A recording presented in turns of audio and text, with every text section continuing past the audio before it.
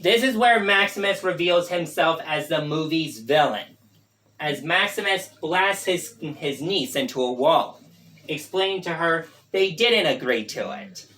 I designed them. Then Crystal realizes her uncle started this war. It wasn't the Wakandans. We see her about to go warn her parents as she sees her parents' royal cruiser fly off into the night sky. She panics, noticing that they're heading right for Wakanda already, as Maximus thinks it's showtime. As Maximus laughs maniacally, Act 2 cuts to black. Dun dun dun. Time for the final act, where everything goes into MCU violence. And this is my favorite part of any MCU movie, where we cut out the diplomacy and go right into hardcore MCU action.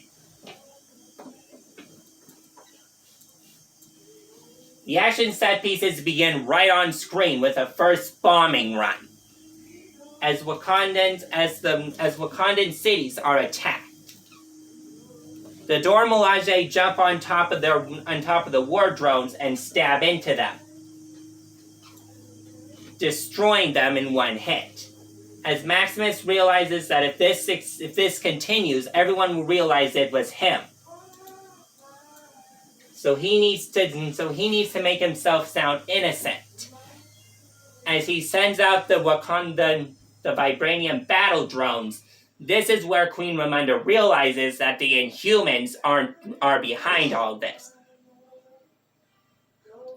We see Crystal land and show the Queen and Princess Shuri what's going on.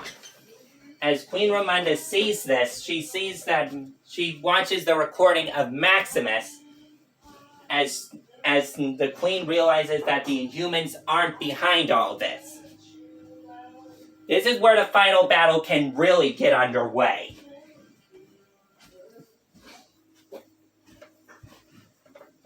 As Maximus orders his drones to form the Maxabot, as they transform together to form a giant robot, with a cockpit for him to man to battle as the movie's main antagonist.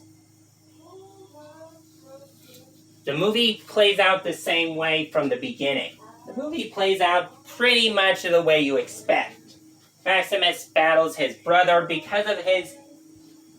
Crystal tries to use her powers over ice to stop the mech, but its feet smash through her ice, firing a giant beam that blasts Crystal into a building.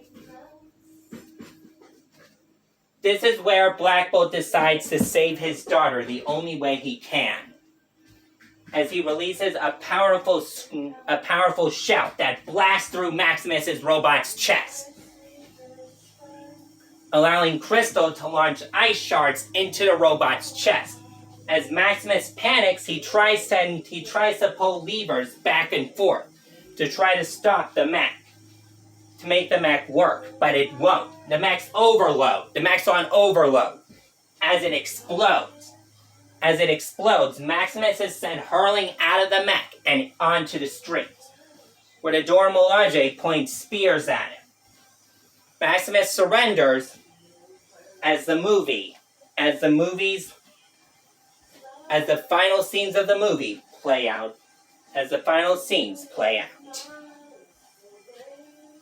We cut to 2 weeks later, as Medusa tells her daughter she was right about her uncle all along, starting this war.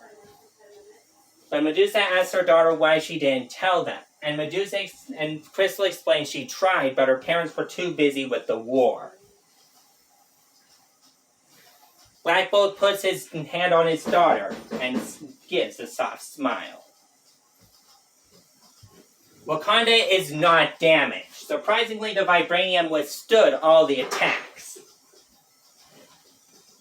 Well, the mech was made of their metal after all, so it's possible that the mech didn't damage anything.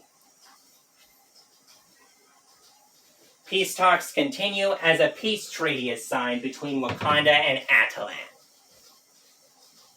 As the movie cuts to black. We then cut to a post-credit scene, revealing Namor for the first time. As we see Namor hold his spear, he wonders to himself, is Wakanda an ally or my enemy? As the post-credit, as it says, Namor will return. As the sign reads, Namor will return. Hinting at Wakanda forever. Time for mid-credits. What do we got for mid-credit scenes? Well, mid-credit scenes are tough because the movie after this would be Avengers Infinity War. So there's not much they can hint at.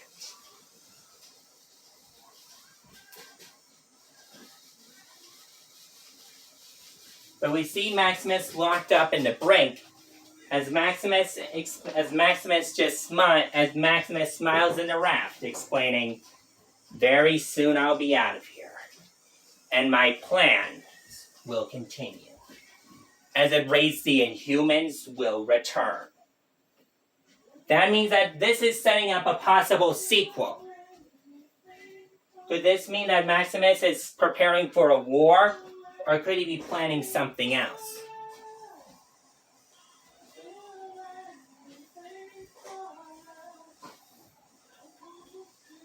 We don't know what Maximus is planning, but we will hope for the worst.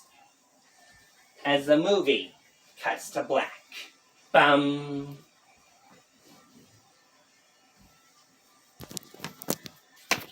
This fanfiction took forever to think of because I never wanted to make this video.